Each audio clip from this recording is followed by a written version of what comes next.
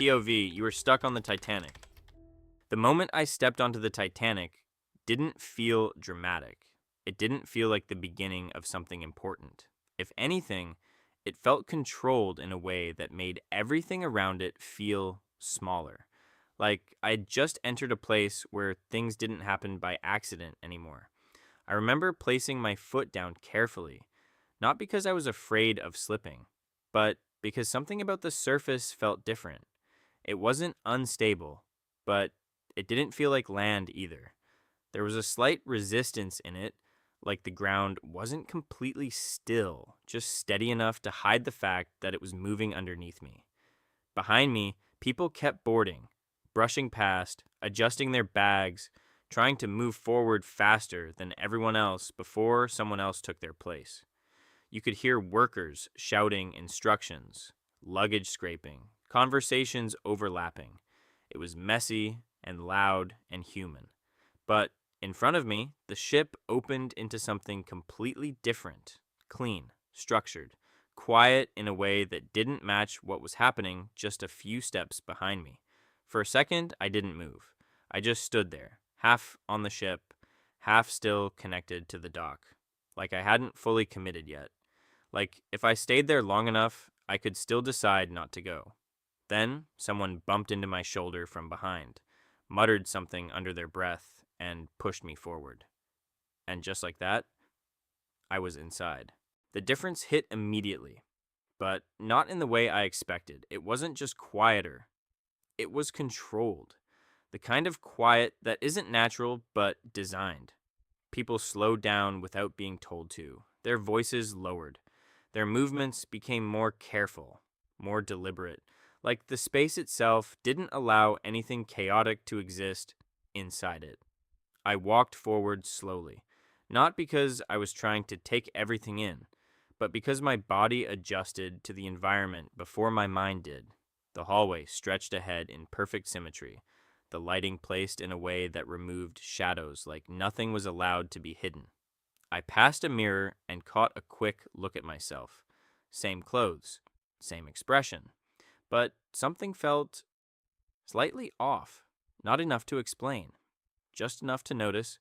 Further ahead, a group of people stood talking, but even their conversation felt contained. No loud laughter, no sudden movements. Even their gestures were smaller, like they were adjusting themselves to match the ship. That's when I realized something. This place didn't just carry people, it changed them. I didn't notice the vibration until I stopped walking. At first, it blended into everything. Footsteps, voices, distant movement somewhere deeper inside the ship. But the moment I stood still, it separated itself from everything else. A low, constant hum. I pressed my foot down slightly, testing it. It responded, subtle, but undeniable. The engines, you couldn't see them. No one pointed them out, but they were everywhere. Through the floor, through the walls, even through the air in a way you couldn't hear but could still feel. And the strangest part was how consistent they were. No fluctuation, no hesitation, just constant motion, pushing everything forward. After a while, your body adjusts to it. It becomes background, something you stop questioning. And that's exactly what I did. I saw her near a side corridor, standing completely still. At first, nothing about her stood out. She was dressed like everyone else, positioned like anyone else who had stopped for a moment to look around. But she wasn't looking around. She was looking down, not at the floor itself, but like she was focused on something beneath it. Everyone else reacted to the ship. She didn't. That's what made it different. I slowed down slightly as I passed. Not enough to draw attention, just enough to stay in that moment a little longer. She didn't move, didn't react, until I passed her. Then she lifted her gaze. It wasn't curiosity, it wasn't surprise. It felt like recognition. Like she already knew I had noticed something. We held eye contact for a second, maybe less, but it didn't feel short. There was no reaction, no attempt to look away quickly. Just awareness. Then I kept walking. I didn't turn back. But I didn't forget her either. The next 2 days passed in a way that felt almost too smooth. April 11th, April 12th, April the 13th. They didn't feel like separate days. They felt like one continuous stretch of time where everything worked exactly the way it was supposed to. People explored, conversations formed, routines started, and that's when the ship became dangerous. Because once something becomes familiar, you stop paying attention to it. I learned the layout without trying, the way corridors connected, where people gathered, where it stayed quiet, and every now and then I saw her again. Not planned, not intentional, just happening. The second time we actually spoke, we were standing on the deck. She was looking at the ocean the same way she had looked at the floor. Still, focused, like she was waiting for something to change. I stood beside her, leaning slightly against the railing. You keep watching it like it's going to do something, I said. She didn't respond immediately. Then she said quietly, "It already is." I followed her gaze. At first, nothing seemed wrong. The water looked calm, too calm. "What do you mean?" I asked. "There's no resistance," she said. "The ship is moving, but the water isn't reacting." I watched longer this time, and the longer I looked, the more it started to feel off.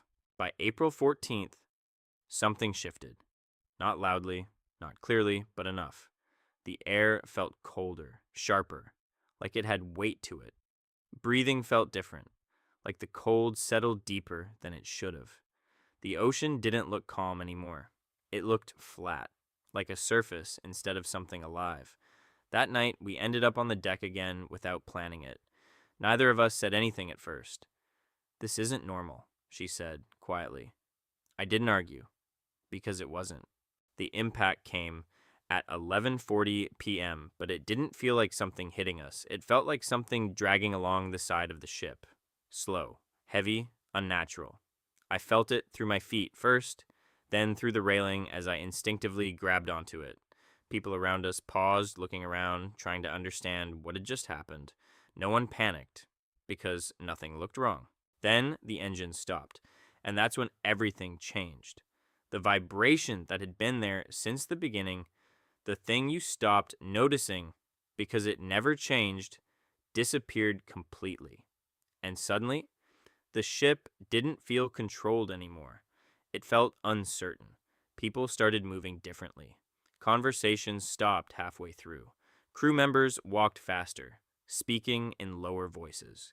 Something had shifted, even if no one said it out loud yet.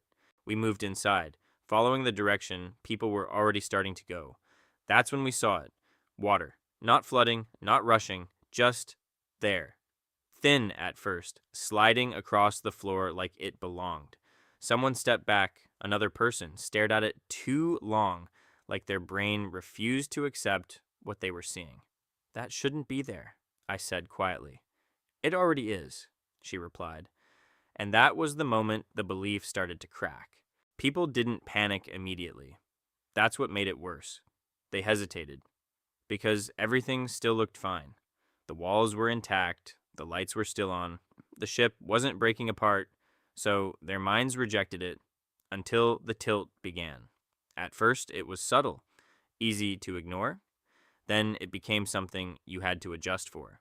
Walking changed, standing changed, the way people moved changed, and that's when the calm disappeared. At the lifeboats, everything moved faster.